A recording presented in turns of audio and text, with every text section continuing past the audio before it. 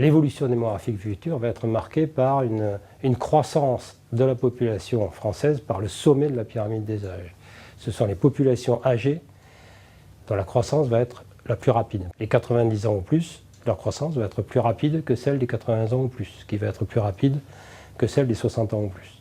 Plus le groupe d'âge que l'on considère est âgé, et plus la croissance des nombres va être importante, et plus l'augmentation de cette population, de la part de cette population dans le total va être importante.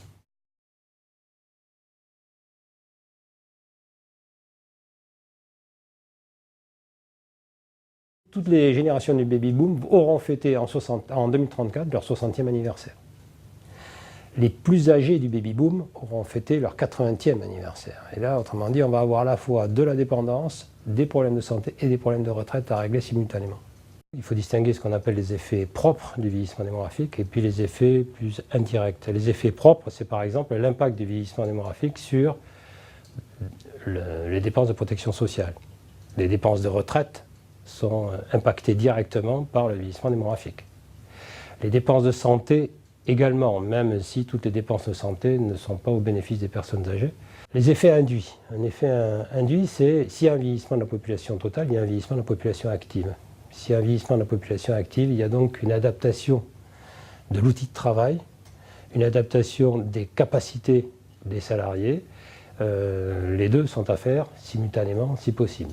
Et puis évidemment, le vieillissement démographique il pose la question des questions plus philosophiques ou d'ordre plus éthique. Les débats sur la mort digne ou sur une fin de vie digne, c'est une question qui ne manquera pas de se poser. Ce sont des multiples effets du vieillissement démographique.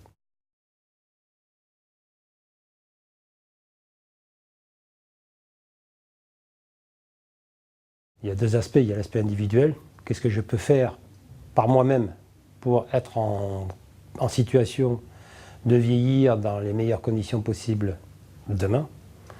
Je peux limiter ma quantité de tabac ou d'alcool, etc., ou de comportements à risque. Adopter des comportements préventifs, y compris d'ailleurs ça peut être dans ma vie courante, dans mon logement. Je vais investir dans un encadrement de porte suffisamment large chez moi, éventuellement en bénéficiant de subventions. Et là, je passe au volet collectif.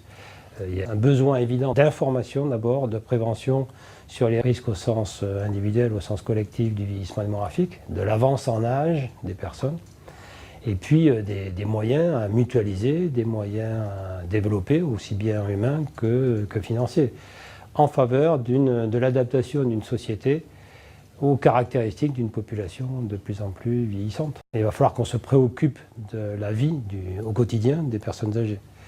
S'il n'y a plus les aidants naturels, ou s'il y a moins les aidants naturels demain, il va falloir trouver des substituts. Alors, c'est la robotique, c'est la domotique, c'est toutes ces nouvelles disciplines qui peuvent être des gisements d'emploi, qui peuvent être des gisements économiques, et qui peuvent être surtout des ressources importantes pour les personnes.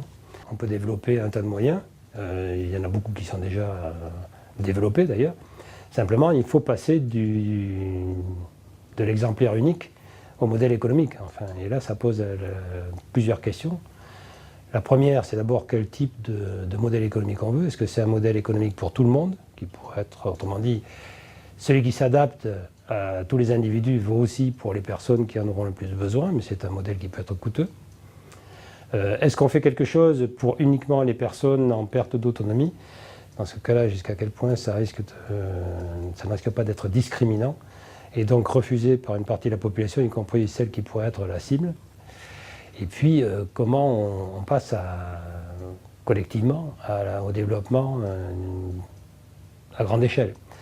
La vision la plus simple, pour ne pas dire peut-être la plus simpliste, mais c'est peut-être celle qui sera privilégiée, c'est de développer pour ceux qui ont les moyens et de mettre ensuite à disposition de ceux qui auront moins les moyens. Autrement dit, de socialiser en s'appuyant sur ceux qui vont accepter de payer cher éventuellement pour être les premiers à en bénéficier.